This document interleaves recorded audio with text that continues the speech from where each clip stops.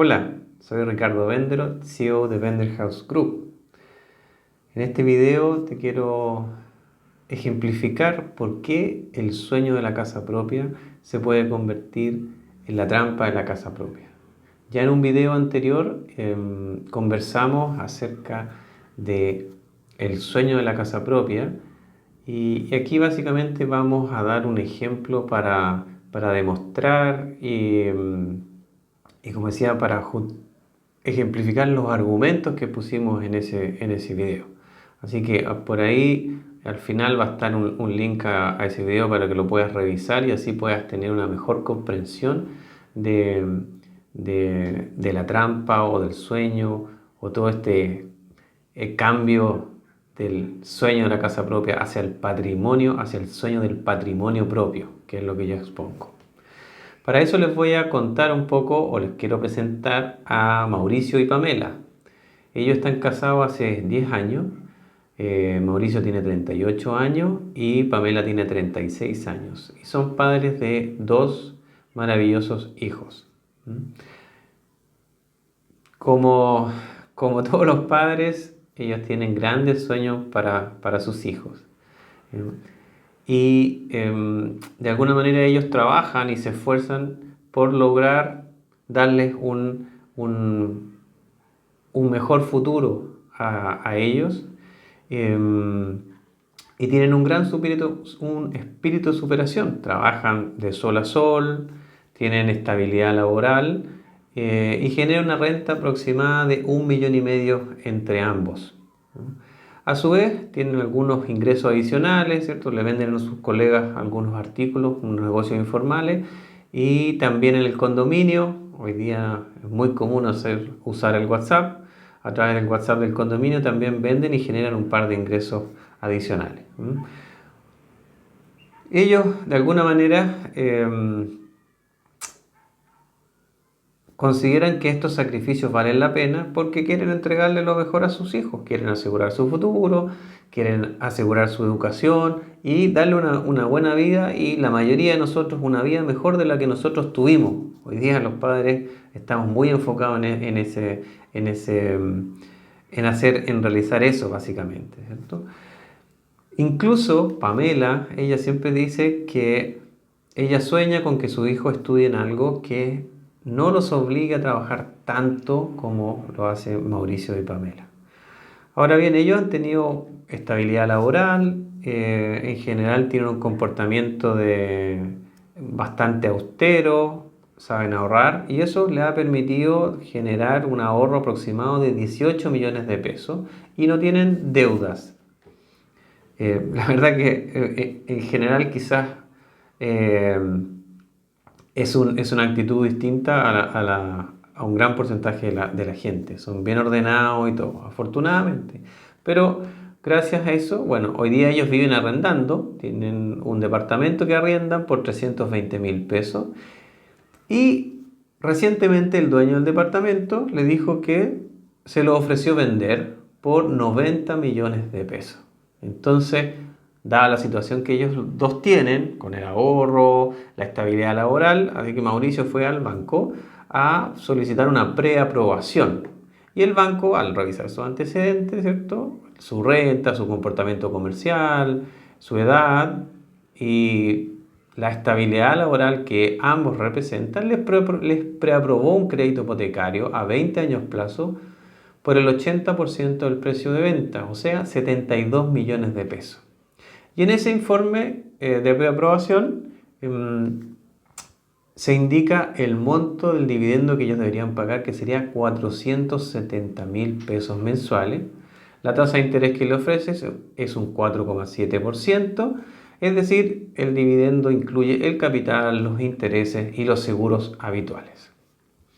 Con esa información, Mauricio y Pamela está a punto de tomar una decisión con consecuencias hasta 20 años de su vida, como básicamente haría cualquiera de nosotros. Así, bueno, ok, yo compro. Nadie piensa muchas veces en eso, en que solamente se dejan guiar por el deseo de convertirse en propietario o por lo menos tener esa sensación de que van a ser dueños, porque como mucha gente a veces lo tira a la broma, tú no eres dueño de tu casa hasta 20 años después, ¿cierto? Cuando la dejas de pagar. Al principio el dueño es el banco. Y por hacer caso a lo que la sabiduría popular dice, que es: deja de botar la plata en un arriendo y dale seguridad a tus hijos. Entonces, a ver, pero si nos ponemos a analizar la situación desde el punto de vista financiero, con una mentalidad de inversionista, Mauricio, justamente si toma esa decisión, podría estar actuando en contra de su libertad financiera. ¿Por qué? Porque de hecho lo que él va a hacer es que su flujo de efectivo por los siguientes 20 años va a disminuir en 140.000 pesos aproximadamente. Porque tenía 1,5 millones de sueldo entre ambos y le restaban, si lo hacemos de manera simple el análisis, 320.000 pesos, que era el arriendo. Y después a ese 1,5 millones se le va a restar el dividendo, que serían 470.000 pesos. Sin contar que una vez que le entreguen su casa o su departamento, en este caso, perdón, su departamento, va a tener que pagar contribuciones, o sea, tiene un gasto adicional. Ahora, la solvencia de una persona o empresa se mide justamente por su capacidad de generar un flujo de efectivo. De hecho, muchas veces cuando uno vende un departamento de inversión o algunos negocios de inversión, ¿cierto? La forma de tasar ese negocio, esa oportunidad, es por el flujo de efectivo. O sea, mientras mayor flujo, mejor tasación de ese negocio, mejor tasación del departamento. Y por lo tanto, menor flujo, menor. Y eso pasa con las empresas, con las personas. Entonces, lo que nosotros, o lo que en el otro video yo le hablaba, su capacidad de pago, su capacidad de ahorro, o sea, esa capacidad de generar un flujo de efectivo constante es fundamental para un inversionista inmobiliario. Pero esta decisión, o sea, y ahí se ve que esta decisión que él tomaría justamente va contrario a ese principio. ¿Por qué? Porque pierde todo ese flujo de efectivo, o sea, el ahorro que él tiene y su flujo de efectivo va a disminuir. Adicionalmente, la libertad financiera de una persona se mide por el tiempo en que puede estar sin trabajar físicamente y que esto no lesione o deteriore su capacidad, su calidad de vida. Perdón. Entonces, ¿cuánto tiempo yo puedo estar con mis ahorros? Justamente esos dos aspectos son los que busca desarrollar una persona con mentalidad de inversionista. Crear un patrimonio que le dé seguridad y le rente lo suficiente como para que en algún momento llegue a cubrir todas sus necesidades financieras sin tener que trabajar. O sea, que el dinero trabaje para él. Ahora, veamos de nuevo el caso de Mauricio y nos damos cuenta que previo a la compra del departamento, él tiene exactamente 12 meses de libertad financiera representada por el ahorro de 18 millones que maneja, ¿cierto? El cual podría servir para una eventual cesantía, cubrir algunos meses que esté ahí de cesante, algún gasto inesperado o ineludible, o también la posibilidad de quizás invertir en algún negocio que acrecente el patrimonio. O sea, en vez de invertir en la casa propia, en algo que me haga multiplicar mi patrimonio. Lamentablemente, si él compra el departamento, su liquidez va a ser nula. Y además va a asumir una deuda equivalente a aproximadamente 48 meses de su sueldo completos, la que deberá servir por los próximos 20 años. O sea, él se compromete a 20 años, ¿cierto?, estar pagando. O sea, estoy generando un compromiso por 20 años, que no es algo menor. A ver, si lo vemos de otra manera, ¿cierto? Su libertad financiera habrá desaparecido. De 12 meses desaparece, lo cual que básicamente le da un buen grado de seguridad. Y habrá asumido una deuda a 20 años, asumiendo que en esos próximos 20 años sus condiciones laborales, financieras y familiares serán iguales o mejores que hoy. Ahora, en ese caso, y como nos pasa a todos, porque a mí me pasó también, uno disminuye la ansiedad pensando que en 20 años más va a ser dueño de un departamento que al menos va a ser tasado en 70 millones de pesos y por lo tanto su patrimonio va a haber crecido. También dejará de pagar dividendo en esa fecha y si todo y la suerte lo acompaña, la propiedad va a haber ganado plusvalía. Pues muchas veces uno cuando compra su casa definitiva lo compra en un barrio consolidado y la plusvalía no es tan alta. Generalmente siempre tiene plusvalía, pero son plusvalías menores, ¿cierto? Entonces, si él la decide vender en esa época, eh, podría obtener quizá un precio mayor al que pagó por ese bien. Y por último, como cuando uno compra un departamento viene con un seguro de gravamen, entonces eso también le da mayor seguridad a su familia en caso de fallecimiento, ¿no? Ahora, si no vende la propiedad en los próximos 20 años, cuando la termine de pagar, lo único que como beneficio que obtendrá, por un lado, será el bienestar de vivir en una casa sin deuda y su flujo efectivo en ese tiempo, si es que se mantienen las condiciones que hoy día tiene, va a aumentar, ¿cierto? Cuando deje pagar los dividendos. Con eso y todo, Mauricio y Pamela están a punto de invertir todo su esfuerzo y recursos, ¿cierto? Pensando en que esos activos le darán mayor estabilidad y obviamente con una sensación de estar haciendo un excelente negocio porque todo su entorno, todo su alrededor le dice que lo mejor que puede hacer es comprarse su casa propia y no seguir votando.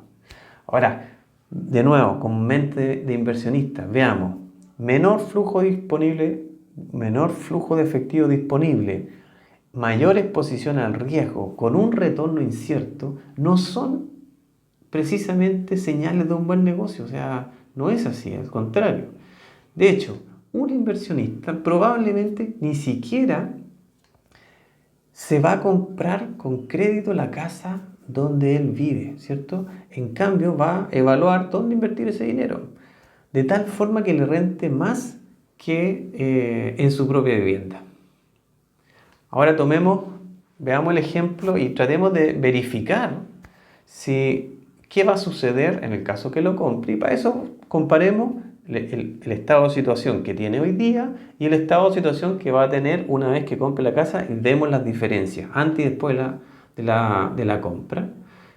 Para ver si se cumple por lo menos el objetivo de tener una mayor seguridad. O sea, una vez que compre el departamento voy a tener mayor seguridad con respecto a cómo estoy ahora. Entonces, inicialmente en el primer estado de situación, el ahorro que tienen le permite una libertad financiera de 12 meses. En cambio, una vez comprada la casa, esta libertad financiera desaparece. Y a su vez tiene el agravante de que su flujo de dinero desciende y su capacidad de crédito desaparece. ¿Ya? Entonces, básicamente, no solamente pierde la seguridad que hoy día tiene de esos 12 meses, sino que tienes otros agravantes. No tienes capacidad de crédito, no puedes comprarte otro departamento y te metes en 20 años más pensando que tus condiciones no cambian. Y obviamente en 20 años tus condiciones van a cambiar. Ahora, lo que pasa es que uno siempre espera que las condiciones van a cambiar para mejor, ¿cierto? Pero hay veces que no siempre es así. Ahora, pongamos en un tercer escenario. Veamos qué pasa si ellos entonces, Mauricio y Pamela, en vez de comprar su casa propia, compran un departamento para inversión y siguen arrendando donde están actualmente y se quedan ahí. Entonces, al analizarlo rápidamente nos damos cuenta que el flujo de efectivo se mantiene, lo que les va a permitir seguir ahorrando en el tiempo, a diferencia del anterior. Por otro lado, su ingreso familiar aumenta en un 22% por el arriendo que le produce esta inversión y siguen teniendo disponible su capacidad de crédito para un nuevo departamento. Entonces, ¿qué piensas que ellos van a hacer 3, 4 o 5 años después de haberse comprado un departamento para inversión si es que siguen ahorrando como lo han venido haciendo hasta ahora y que dado que su flujo de efectivo no se deteriora, ¿qué harían ellos? Bueno, efectivamente podrían comprar un nuevo departamento para inversión y hacer un nuevo ciclo. Entonces quizás en 3, 4, 5 años hacen de nuevo y después 3, 4, 5 vuelven a hacer estos ciclos y superciclos que de alguna manera les van llamando. Además, si es que cuando compran este apartamento lo hacen, ¿cierto?, de manera responsable y financieramente inteligente, este departamento va a haber ganado plusvalía en el tiempo, mayor que cuando uno compra la casa propia, como le digo, porque generalmente si uno compra un departamento de inversión, lo compra en un lugar pensando y analizando la situación, el barrio, un barrio emergente, con varias condiciones que se tienen que dar para que tenga una plusvalía bastante más alta que lo que hace uno cuando compra la casa propia. Y por lo tanto, eso hace que en el tiempo el arriendo también vaya subiendo quizás más que el dividendo y por lo tanto mejora su flujo de efectivo. Su flujo de efectivo va a mejorar a medida del tiempo y también su patrimonio, porque ya vimos que una forma que mientras mayor flujo efectivo, también eso va a mejorar la tasación de los inmuebles, en este caso de inversión. Y le sumamos también que se mantienen los mismos beneficios que ellos pensaron o cuando hicieron ese análisis de la casa propia, de seguridad y todo, todos esos beneficios que vimos que no necesariamente se cumplen, aquí sí se cumplen, ¿ya? Por ejemplo, de dar mayor seguridad a sus hijos al tener un bien raíz, eso sí, y disponer de un patrimonio creciente en el tiempo, acá mucho más creciente en el tiempo que si solamente compra una casa, porque aquí va a tener mayor plusvalía el departamento y también voy a tener la posibilidad de comprar más de un departamento en el tiempo. Y por otro lado, mejora las desventajas de la casa propia. La puedo vender los departamentos en caso de necesidad sin afectar donde yo vivo, porque cuando vivo en mi casa propia y ya tengo que venderla, bueno, ahí me voy a otro lado, ¿dónde me voy a vivir? Pero en este caso no afecto donde yo vivo, lo vendo simplemente y me llega un ingreso para cubrir esa necesidad que surgió. Además que si el Estado, mi familia cambia de alguna manera en el tiempo o crece o quizás se achica después cuando los niños son más grandes, yo me voy a ir cambiando y me voy adecuando a esa situación, mudándome, puedo adecuarme. En cambio, cuando yo compro mi casa, generalmente me quedo ahí. O si también mi trabajo cambia de lugar, yo entonces me puedo mudar a un lugar cerca de mi trabajo. Entonces beneficia eso. Y una vez que ya pasó el tiempo, pasaron los 20 años y yo ya pago esto, me puedo quedar con las rentas para pagar la universidad o para mejorar mi jubilación, ¿cierto? O por último, puedo en ese tiempo ya venderlo y capturo toda la plusvalía ganada en ese tiempo.